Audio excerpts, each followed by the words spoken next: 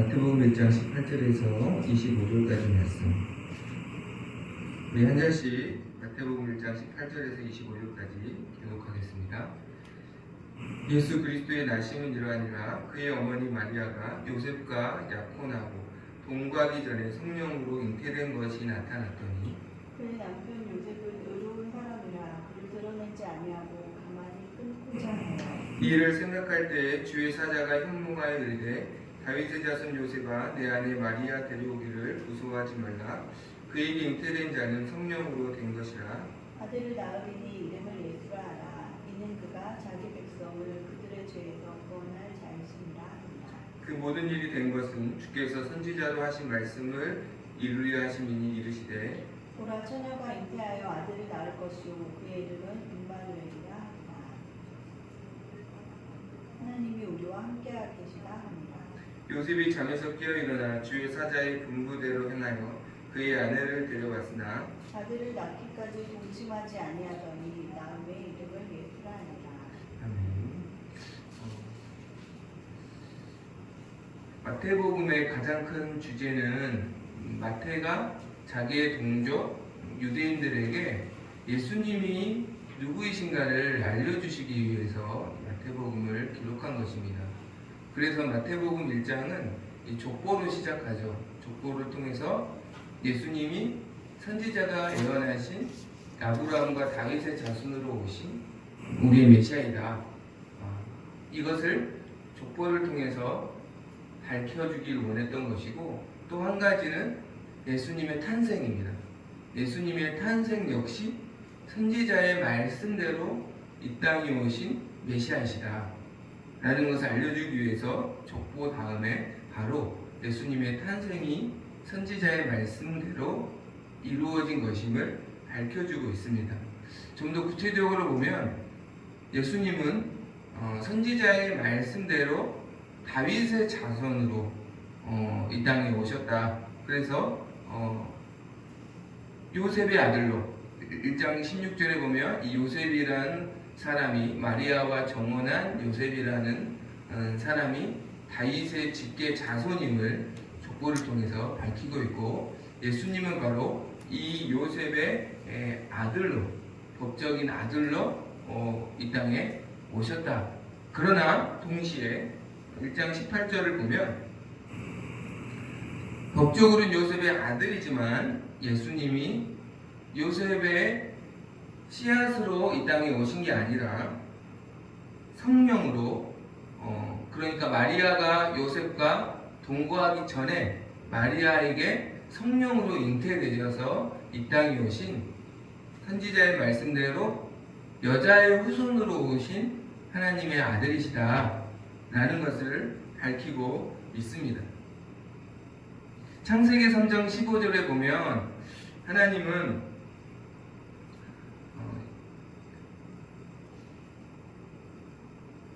아담을 범죄하게 한 그 뱀에게 이렇게 말씀합니다. 여자의 후손이 와서 내 머리를 상하게 할 것이고 너는 그의 발꿈치를 상하게 할 것이다.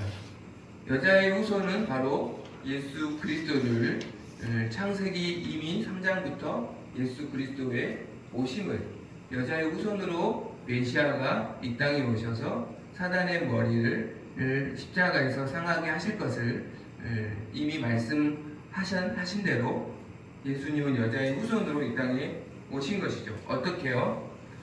이사야 7장에 보면 여자의 후손이 어떻게, 사실은 그렇잖아요. 예수님의 모든 사람들은 아담의 후손이고, 그렇죠. 아담의 후손이라는 것은 남자의 자손, 남자의 씨앗을 가지고 이 땅에 태어난 존재라는 겁니다. 그런데 여자의 후손이 어떻게 이 땅에 오실 수 있는가? 이사야 7장 14절은 이렇게 말씀합니다. 보라 처녀가 잉태하여 아들을 낳을 것이요 그의 이름을 임마누엘이라 하리라. 본문의 23절에서 이 말씀을 그대로 인용하고 있습니다. 보라 처녀가 잉태하여 아들을 낳을 것이요 그의 이름은 임마누엘이라 하리라 하셨으니 이를 번역한 즉 하나님이 우리와 함께 계시다 합니다. 그러니까 이사야 7장 14절 말씀에 성취되셔서 마리아가 성령으로, 동정녀 마리아가 성령으로 잉태되어서 여자의 후손이신 예수님이 마리아를 통해서 이 땅에 잉태되어 오셨다라고 말씀하고 있습니다. 그러니까 예수님은 아담의 씨앗을 받아 이 땅에 오신 원죄를 가진 남자의 자손이 아니라 죄가 없으신 동정녀의 몸에서 성령으로 잉태되신, 그러니까 하나님으로부터 오신, 하늘로부터 오신 하나님의 아들이심을, 죄가 없으신 하나님의 아들이심을 마태는 그분의 탄생을 통해서 밝히고 있습니다. 그래서 예수님의 탄생이 선지자의 예언대로 여자의 후손으로 죄가 없으신 하나님의 아들이시다, 메시아이시다 라는 것을 밝히고 있는 것이죠. 다윗의 자손으로 오신 예수님은 선지자의 말씀대로 정의와 공의로 영원히 우리를 다스리시는 왕으로 오신 것이고요. 그리고 여자의 후손으로 오셔서 사단의 권세를 무너뜨리시고 우리를 죄에서, 사망 권세에서 구원할 구원자로 예수님은 이 땅에 오셨습니다. 하나님께서 우리에게 보낸 유일한 구원자가 바로 예수 그리스도라는 것을 우리에게 말씀하고 있습니다. 하나님의 말씀대로 이 땅에 오셔서 말씀대로 십자가에서 죽으시고 부활하셔서 우리를 구원하신 예수님, 그분의 탄생부터 하나님이 예수님을 통해서 이루실 구원의 원리, 어떤 영적인 원리가 있음을 우리는 보게 되는데요. 먼저 예수님의 탄생은 어떤 영적인 원리가 있는가? 말씀대로 이 땅에 오신 예수님의 탄생은 하나님의 초월적인 능력을 통해서 이 땅에 오셨습니다. 우리를 구원하실 메시아가 다윗의 자손으로, 또 여자의 후손으로 오실 것을 하나님은 선지자의 말씀을 통해서 이미 알려주셨고, 이 말씀대로 예수님은 다윗의 자손으로, 여자의 후손으로 오셨는데, 이 모든 것은 두 가지의 통로로 이루어졌습니다. 하나는 하나님의 초월적인 능력으로, 또 하나는 사람의 순종으로 이루어진 것이죠. 먼저 하나님의 초월적인 능력으로 이루어진 모습을 보겠습니다. 여러분, 처녀가 남자를 알지 못하는 처녀가 잉태되는 것, 이것은 하나님의 초월적인 일하심이죠. 하나님만이 하실 수 있는 일입니다. 그리고 천사를 마리아에게 보내어서 이 사실을 알려주시는 것도 초월적인 하나님의 방법이고요. 오늘 본문에서 요셉에게 현몽하여 마리아에게 잉태된 분이 성령으로 잉태되신 하나님의 아들이시다 라는 사실을 알려주시는 방법도 하나님의 초월적인 일하심입니다. 그러니까 본문을 통해서 우리가 알 수 있는 것은 하나님은 사실 스스로 모든 것을 이루실 수 있는 분이라는 거예요. 그럼에도 불구하고 하나님께서 사람을 통해서 일하시는 이유는 무엇일까요? 모든 것을 스스로 다 하실 수 있는데 사람을 통해서 일하시는 이유는 무엇일까? 23절에 보니까 그 단서를 좀 알 수 있어요. 하나님이 우리와 함께 하시길 원하신다. 하나님이 우리와 함께 하시기를 원하심으로 예수님을 보내주신 것처럼 사람을 통해서 일하시는 이유는 우리와 함께 하시기 위해서, 그리고 그분의 영광을 우리에게 보이시고 나타내 보여주시기 위해서, 그 영광에 동참하기 위해서 하나님은 사람을 통해서 일하시는 것입니다. 하나님의 능력이 부족하시거나 뭔가 스스로 무엇에 한계가 있으셔서 사람을 통해서 일하시는 것이 아니라는 것이죠. 근데 문제는 무엇이냐면 하나님이 항상 사람을 통해서 일하시다 보니까 사람이 이것이 반복되다 보니까 어느 순간 이렇게 교만해질 수 있는 거예요. 내가 없으면 안 되는 거구나. 혹은 내가 못하는 일을 하나님도 못하실 것이라는 착각을 우리는 하게 됩니다.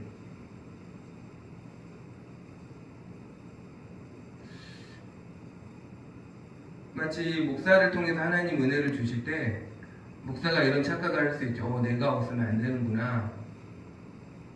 또 목사가 어떤 못하는 사역이 있으면 내가 못하면 불가능한 거구나 라고 스스로 속게 되는 것이죠. 그렇지 않다는 것입니다. 내가 못해도 하나님은 무엇이든지 할 수 있고 내가 없어도 하나님은 모든 것을 이루실 수 있는 분이라는 것입니다. 그래서 우리는 항상 하나님을 제한하지 말고 나의 어떤 생각으로 그분을 단정짓지 말고 항상 하나님을 경외하는 마음과 하나님의 인자하심을 구하는 믿음이 있어야 하는 것이죠. 시편 147편을 보면 하나님께서 그분이 지으신 모든 만물을 큰 능력과 지혜로 지금도 다스리시고 선대하고 계시며 하나님의 말씀을 이루시는 분임을 시편의 저자는 고백하고 있고 그 하나님을 찬양하고 경외해야 한다고 고백하고 있습니다. 우리가 생각해 보면 하나님은 보이지 않아도 너무 평범해서 당연해 보이는 모든 일상들, 그것은 사실 당연한 것이 아니라 시편 147편을 보니까 하나님의 일하심의 결과라고 고백하고 있습니다. 그럼 우리가 눈을 밤에 자고 아침에 눈을 뜨는 것도 하나님의 일하심의 결과입니다. 시편 147편 13절 15절 보면 그간의 문빗장을 견고히 하시고 간밤에 평안히 잘 수 있는 것도 집에 도둑이 들어오지 않는 것도 이것이 계속되다 보니까 이거 당연한 거라고 생각하는데 하나님의 일하심의 결과라는 거예요. 내 가운데 있는 너의 자녀들에게 복을 주시고 내 경내를 평탄하게 하시고 아름다운 밀로 너를 배불리시며 배를 굶지 않는 것도 하나님의 일하심이라는 것이죠. 이 다음 말씀이 중요합니다. 그의 명령을 땅에 보내시니 그의 말씀이 속히 달리는도다. 주님이 명령을 하셔서 우리가 평안히 잠을 잘 수 있는 거고 우리가 안전할 수 있는 거고 우리가 일용할 양식을 얻을 수 있는 것이라는 것이죠. 너무 완전해서 저절로 되어지는 것처럼 보이는 모든 것들이 있습니다. 겨울이 지나면 봄이 오는 것, 이것은 사실은 인류가 생긴 이래부터 계속 되어지는 현상이기 때문에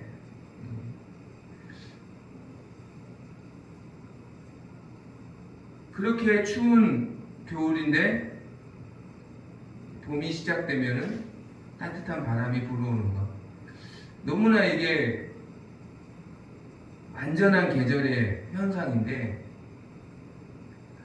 이 모든 것도 저절로 되어지는 게 아니라 하나님께서 명령을 내리셨다는 겁니다. 시편 147편 15절부터 18절 보니까 그의 명령을 땅에 보내시니 그의 말씀이 속히 달리는도다. 눈을 양털같이 내리시니 눈이 내리는 것도 하나님의 명령을 내리셔서 내리는 것이고 서리를 재같이 흩으시며 우박을 떡 부스러기 같이 뿌리시나니 누가 능히 그 추위를 감당하리요. 그 다음이 중요합니다. 그의 말씀을 보내사 그것들을 녹이시고 하나님 말씀을 통해서 명령하셔서 이 눈이 녹는다는 것이죠. 바람을 불게 하신 즉 물이 흐르는 것, 저절로 되는 게 아니라는 것이죠.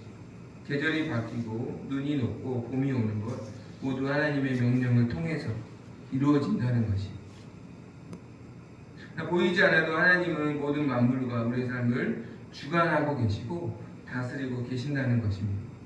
그리고 그 모든 것들을 하나님이 주신 모든 것을 선대하고 계신다는 것. 우리의 현실이 너무나 힘들어서 나의 삶에 하나님이 보이지 않고 느껴지지 않아도 하나님은 하나님께서 선포하신 말씀을 오늘도 이루고 계시고 일하시는 분이라는 것을 기억해야 합니다. 예수님이 오실 당시의 모습을 보면 말라기 선지자 이후로 약 400년간 이스라엘 백성에게 더 이상 선지자가 나타나지 않았어요. 그러니까 하나님의 말씀을 더 이상 약 400년 동안 들을 수가 없었습니다. 영적인 암흑기였고 이스라엘 백성들은 로마의 압제에 고통을 받고 있었습니다. 그들에게는 하나님이 느껴지지 않았고 하나님이 보이지 않았습니다. 그러나 하나님은 그때도 메시아를 보내시겠다는 이 말씀을 이루고 계셨다는 것이죠. 다윗의 계보들을 하나님께서는 보존해 주셨고, 그리고 요셉과 마리아를 예비하셔서 말씀대로 다윗의 자손으로, 여자의 후손으로 예수 그리스도를, 우리의 유일한 구원자이신 예수 그리스도를 이 땅에 보내실 일을 하고 계셨고, 하나님의 때에 말씀대로 예수님이 이 땅에 오신 줄로 믿습니다. 이 모든 것이 하나님의 초월적인 능력으로 이루어진 사건이라는 것이죠. 말씀을 이루시는 하나님의 역사라는 것입니다. 나의 현실과 상황으로 우리가 하나님을 제한하지 말고 날마다 오늘도 모든 만물을 다스리시고 또 하나님의 약속의 말씀을 지금도 이루고 계시는 하나님을 경외함으로 하나님의 은혜를 인자하심을 구하는 우리 모두가 되기를 소망합니다. 주신 은혜에 감사하고 또 성취하실 은혜에 감사하며 하나님을 찬송하는 삶이 되기를 소망합니다. 누가복음 복음에 보면 안나와 시므온이라는 사람이 있어요. 그 사람들은 하나님의 일하심이 보이지 않는 그 순간에도 반드시 말씀대로 메시아가 오실 것이다 라는 것을 믿고 매일매일 성전에 나가 하나님을 경외하며 하나님의 은혜를 인자하심을 구하였습니다. 그들의 그 소망대로, 그들의 믿음대로 아기 예수님을 그들은 성전에서 만나는, 그리고 그분이 정말 아기 예수님이다, 우리를 구원한 메시아이시다 라는 것을 그들이 한눈에 알아볼 수 있었고 그분께 찬양과 영광을 돌리며 큰 영광을 경험하였습니다. 우리도 이미 주신 은혜에 감사하고 또 성취하실 은혜를 소망하며 하나님을 경외함으로 하나님 앞에 나아가 날마다 주님을 가까이 할 수 있는 우리의 삶이 되기를 간절히 소망합니다. 또한 하나님은 예수님을 어떻게 이 땅에 보내셨는가? 하나님의 택하신 자들에게 말씀을 통해서, 말씀을 보이셔서 그들의 순종을 통하여서 예수님을 이 땅에 보내셨습니다. 오늘 주님은 요셉과 마리아에게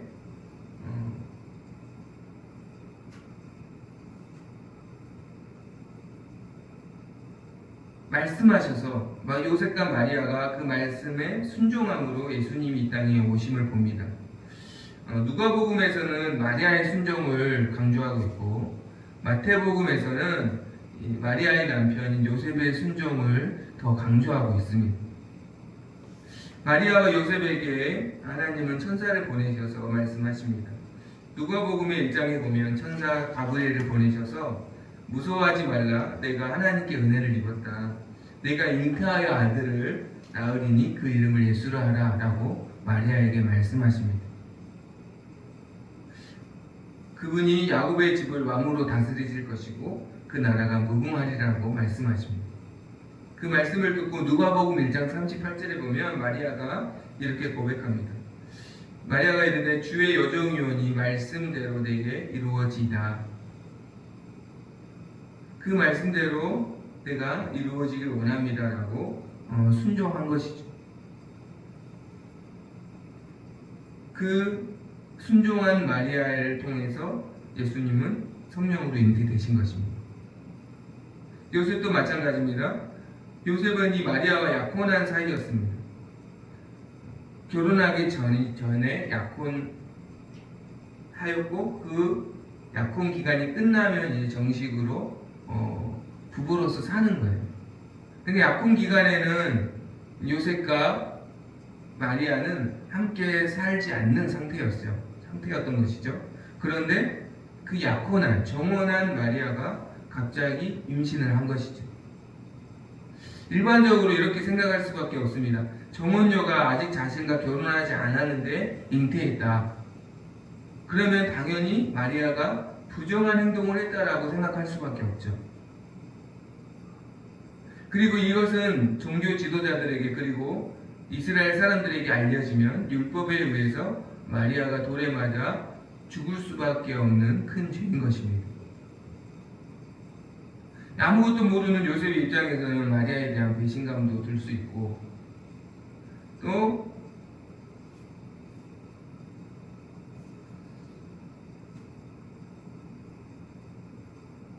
굉장히 상심할 수밖에 없는 그런 상황일 수 있죠.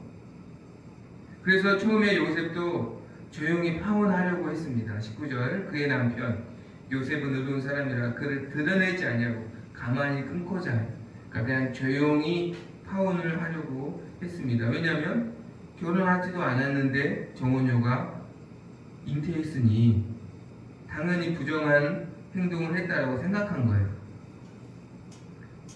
다만 이것을 드러내지 않고 그냥 이 마리아를 지켜주고 싶어서 조용히 파혼을 하고자 한 것이죠. 그런데 그때 주의 사자가 나타나서 20절에 다윗의 자손 요셉아, 중요합니다. 다윗의 자손, 요셉이 다윗의 자손이라는 것을 분명히 밝히고 있죠. 다윗의 자손 요셉아, 내 아내 마리아 데려오기를 무수하지 말라. 그에게 잉태된 자는 성령으로 된 것이다. 그 마리아를 데려와서 너의 아내로 삼는 것을 두려워하지 말라는 거예요. 왜요? 마리아는 부정한 행동을 한 것이 아니라 성령으로 잉태된 것이다. 21절 성령으로 잉태된 그분이 바로 우리를 죄에서 구원할 구원자 예수님이시다 라고 알려주십니다. 그래서 그를 데려오라는 거죠. 그를 빨리 아내로 맞이하라는 것입니다. 요셉이 잠에서 깨어서 분부대로 그의 아내를 데려왔다. 그래서 예수님은 요셉의 아들로 법적으로 다윗의 자손으로 오신 것이고 성령으로 잉태되어 여자의 후손으로 말씀대로 오신 것입니다. 생각해보면 요셉이 어떻게 이 천사의 말에 순종하여서 하나님 말씀에 순종하여서 마리아 데려오기를 주저하지 않았을까? 처녀가 성령으로 잉태된다는 말씀을 믿고 마리아를 아내로 데려온다는 것이 사람의 이성으로는 이해할 수 없는 일이죠. 이것은 요셉이 하나님의 말씀을 이성으로 이해가 되어서 데려온 게 아니라 하나님의 말씀으로 믿은 것입니다.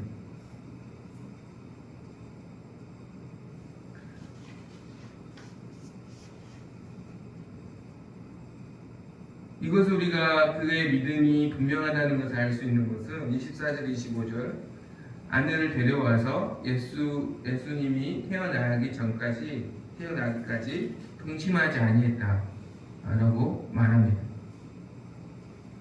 그러니까 지금 마리아에게 잉태되신 분이 하나님의 아들이심을 믿었기 때문에 예수님이 탄생하시기 전까지는 동침하지 않았다는 거예요. 이것은 이분이 하나님의 아들이시라는 것을 요셉이 확실히 믿은 것이죠.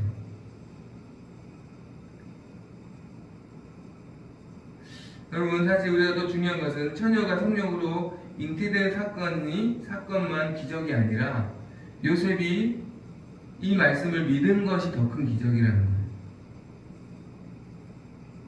거예요. 기적은 하나님만이 하실 수 있는 것이 기적이라고 합니다. 사람이 할 수 없는 것, 그러나 일어난 현상을 우리는 기적이라고 하죠. 성령으로 처녀가 잉태했다. 이것은 하나님만이 하실 수 있는 기적입니다. 난 그것을 요셉이 믿었다. 이것은 사실은 더 큰 기적입니다.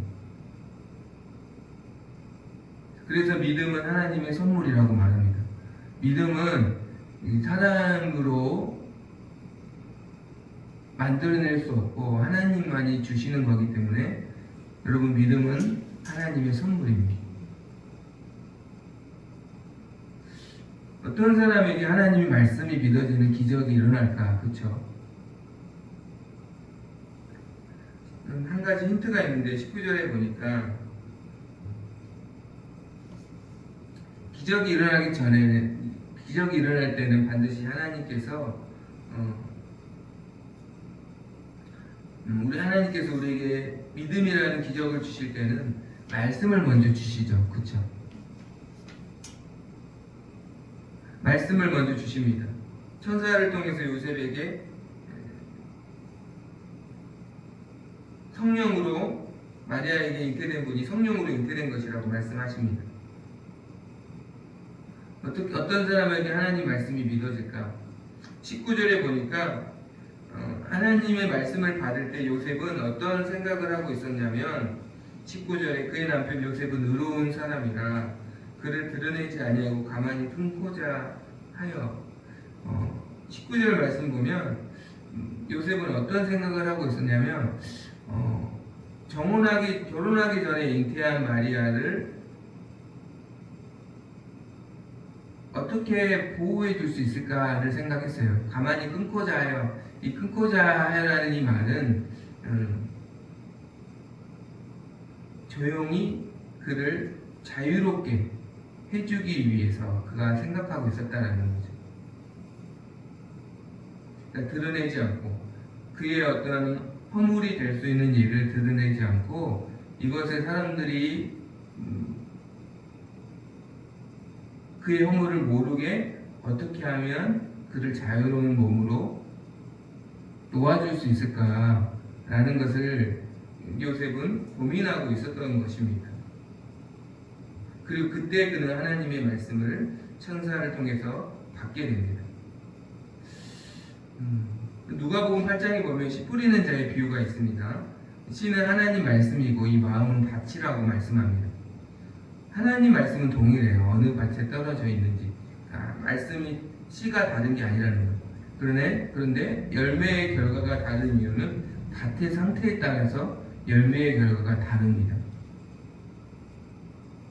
좋은 땅에 떨어진 씨앗이 좋은 열매를 맺는 것이고 이 좋은 땅은 좋은 마음을 의미한다고 말씀합니다. 착하고 좋은 마음으로 말씀을 받는 사람이 인내로 결실을 맺는다라고 말씀입니다.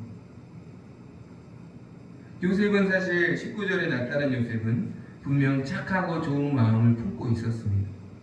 이해할 수 없지만 마리아에게 대한 배신감도 들고 마리아가 자신을 버렸다라는 그런 버림받은 마음도 들지만 또 자기를 속였다라는 그러한 배신감도 상처로 오지만 그럼에도 불구하고 어떻게 하면 마리아를 보호해 줄 수 있을까 라는 것을 그는 고민하고 어떻게 하면 그의 허물을 덮어줄 수 있을까 마리아를 긍휼히 여기는 마음을 품고 있었다라는 거죠. 그리고 그가 품고 있는 긍휼히 여기는 마음은 죄인을 긍휼히 여기시는 주님의 마음이라는 것입니다.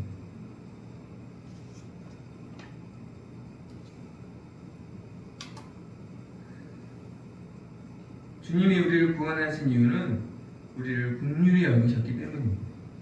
우리가 자격이 있어서가 아니라 우리를 불쌍히 여기셔서 주님은 우리를 구원의 은혜를 선물로 주신 것입니다.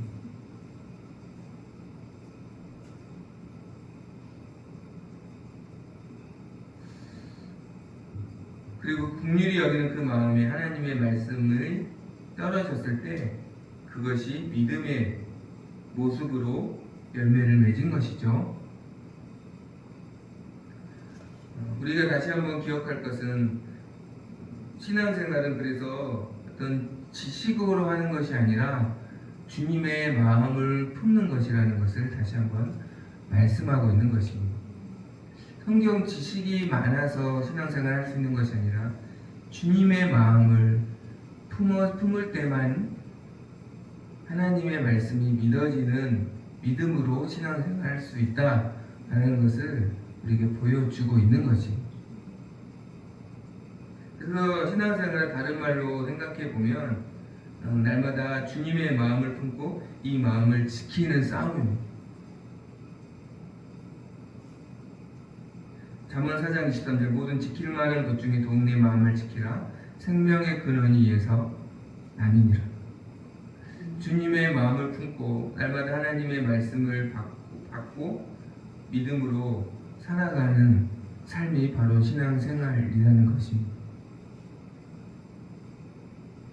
기도와 말씀을 통해서 예수님이 어떤 분이신지를 날마다 깨닫고 그 주님의 마음을 우리가 품고 그 마음을 우리가 날마다 말씀과 성령으로 또 기도로 지키고 그 지키는 가운데 하나님 말씀을 다시 받고 또 그럴 때 하나님이 주신 은혜로 그 말씀이 믿어지는 놀라운 은혜로 우리가 승리하게 되는 것이죠.